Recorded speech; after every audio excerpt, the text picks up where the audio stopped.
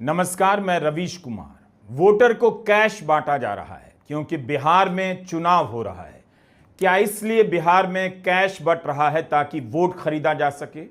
लगता है बिहार में वोट चोरी के मुद्दे को ठंडा करने के लिए वोटर के खातों में कैश पहुंचाया जा रहा है, जिसे पता नहीं, जिसने मांगा भी नहीं, उसके खाते में भी बिहार सरकार का कुछ ना कुछ पैसा पहुंच जा रहा है। जिस रफ्तार से पैसा बंट रहा है, लगता है चुनाव आते आते सभी बिहार के अंदर आज से चंद महीने बाद चुनाव है, लेकिन 3 महीने पहले जिस तरह से बिहार के अंदर पैसों का खेल शुरू हो चुका है दोस्तों, वो तस्वीरें सामने निकल कर आने लगी।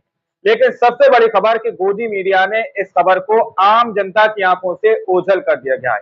जो काम चुनाव आयोग को करना चाहिए, जो एक्शन चुनाव आयोग को लेना चाहिए, वो एक्शन नहीं लिया जा रहा। सबसे बड़ी बात दोस्तों, जिस तरह से ईवीएम के घोटाले सामने निकल कर आ रहे हैं। अभी दूसरों का इलेक्शन हुआ दिल्ली के अंदर, जिस तरह से ईवीएम को सुरक्षित कर लिया गया, बिहार के अंदर ईवीएम पर बैन लगेगा।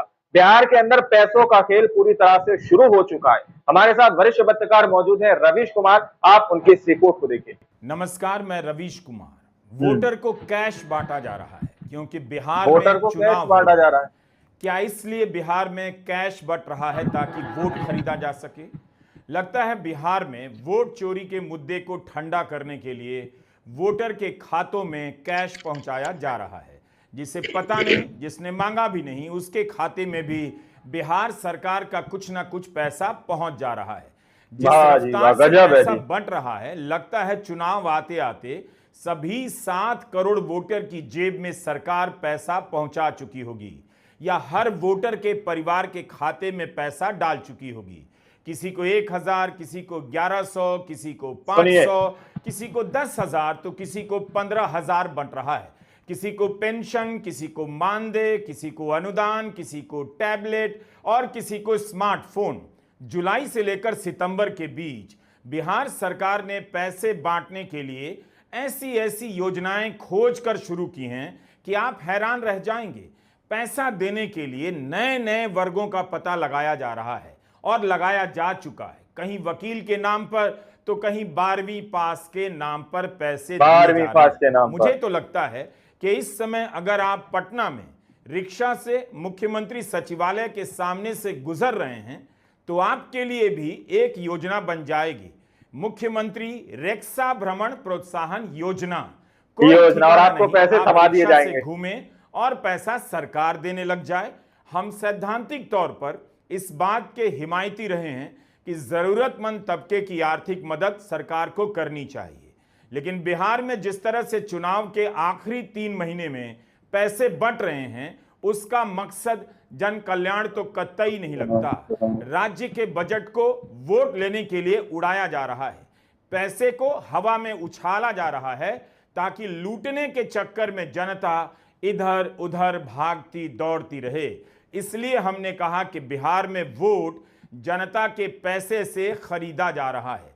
17 सितंबर को बिहार सरकार ने 16 लाख मजदूरों के खातों में 800 करोड़ रुपया डाल दिया। हर मजदूर को 5,000 रुपए दिए गए ताकि वह वर्दी खरीद सके। अब बिहार में कौन से मजदूर कहां वर्दी पहनकर काम करने जाते हैं पता नहीं, लेकिन कपड़े खरीदने के नाम पर 16 लाख से अधिक मजदूरों को 5-5 हजार रुपए बांट दिए गए। बीजेपी बिहार ने यह पोस्टर जारी किया है। नए वकीलों को 5,000 रुपए प्रति माह का स्टाइपेंड दिया जाएगा। 1 जनवरी 2024 से नामांकित नए अधिवक्ताओं को 3 साल तक हर महीने 5,000 रुपया मिलेगा। अगर चुनाव का समय नहीं होता तो बिहार सरकार वकीलों के खाते में 1,80,000 रुपए डालती। क्या नए वकीलों का ध्यान अभी ही आया है? जुलाई की खबर है चुनाव के महीनों में ही आ रहा है। व्यवसायी की दुर्घटना में मृत्यु होने पर आश्रित को 5 लाख रुपए दिए जाएंगे। तो सभी टैक्स पेयर को यह सहायता क्यों नहीं दी जा सकती? क्या बाकी लोग टैक्स नहीं भरते? 21 सितंबर को बिहार महादलित विकास मिशन के लिए जो काम करते हैं विकास मित्र, उनके खाते में एक बार में 25,000 रुपया दिया जा रहा है ताकि वे टैबलेट खरीद सकें। शिक्षा सेवक और तालीमी मरकज को स्मार्टफोन खरीदने के लिए 10,000 रुपए दिए जा रहे हैं ताकि वे डिजिटल एक्टिविटी कर सकें। विकास मित्र का ट्रांसपोर्ट भत्ता 1900 से 2500 कर दिया गया है और स्टेशनरी भत्ता 900 से बढ़ाकर 1500 कर दिया है। एक तरफ मोदी सरकार अपनी पीठ थपथपा रही है कि स्टेशनरी पर जीएसटी 0 कर दी गई है तो अब दाम कम होंगे, दूसरी तरफ चुनाव के चलते बिहार सरकार स्टेशनरी भत्ता बढ़ा रही है। ये चंद उदाहरण हैं, केवल चंद, आगे और बताएंगे। करोड़ों लोगों के खाते में पैसा बांटने के लिए बिहार के पास कहां से इतना पैसा आ रहा है, इसकी परवाह किसी को भी नहीं, जनता को भी नहीं। उसे यह होश नहीं कि अब सरकारें 5 साल आराम करेंगी और 5वें साल पैसा बांटेंगी, शिलान्यास करेंगी। नीतीश कुमार 2005 से बिहार के मुख्यमंत्री हैं। अगर इनके विकास से बिहार का जनजीवन बदल चुका होता, आर्थिक तरक्की हो गई होती, रोजगार पैदा हुआ होता, तब फिर बिहार में 94 लाख परिवार 6000 रुपया तक ही क्यों कमाते? यह हमारा आंकड़ा नहीं है। 2 अक्टूबर 2023 को बिहार में जाति गणना जारी हुई।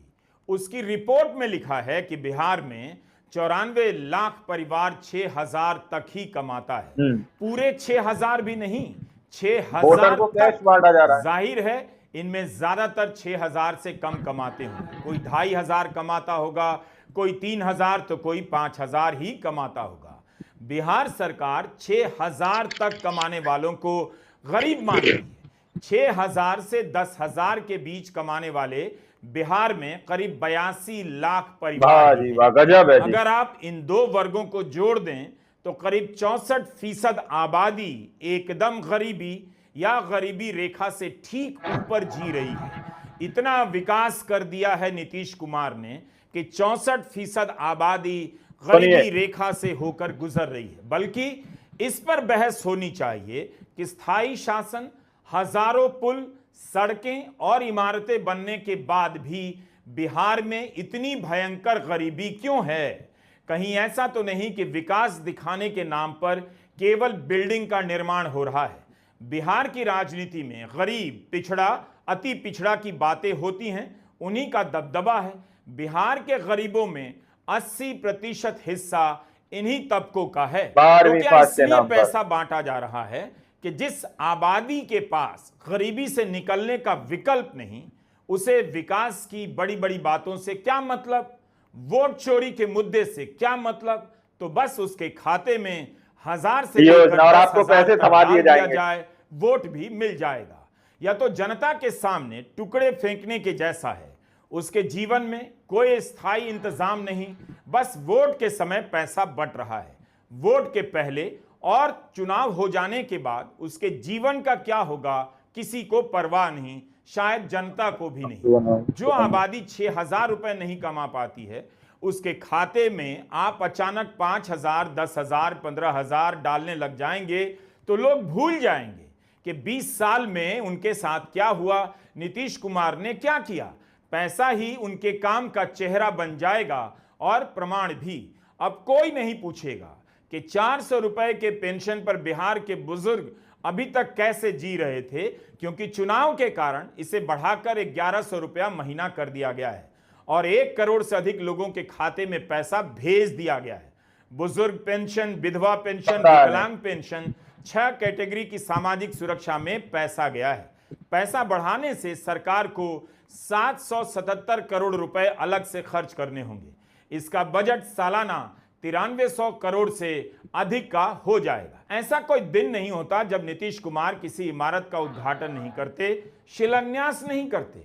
21 सितंबर को उन्होंने पटना में साइंस सिटी के भव्य परिसर का उद्घाटन किया। इसमें 4D थिएटर है, बहुत से हॉल हैं, विज्ञान की प्रदर्शनियां हैं। इसे देखकर किसी को भी लगेगा कि बिहार विज्ञान की चुनाव के महीनों में आ रहा है, वाला है। मुझे भी अच्छा लगेगा, शायद आपको भी, कि साइंस सिटी पटना में बना है। लेकिन इसके चमक के आगे बिहार की वह सच्चाई भी देख लीजिए कि इसी पटना में एक साइंस कॉलेज है जिसका कभी नाम हुआ करता था। आज इस कॉलेज को राष्ट्रीय रैंकिंग में B और C ग्रेड के कॉलेज के नाम पर जाना जाता है। नैक की ग्रेडिंग में 2020 में पटना का साइंस कॉलेज B ग्रेड प्राप्त किया और 2021 में इसे C ग्रेड मिला। हाल में इसी साइंस कॉलेज में लॉटरी के माध्यम से कला संकाय की प्रोफेसर को प्रिंसिपल बना देने की खबर आई।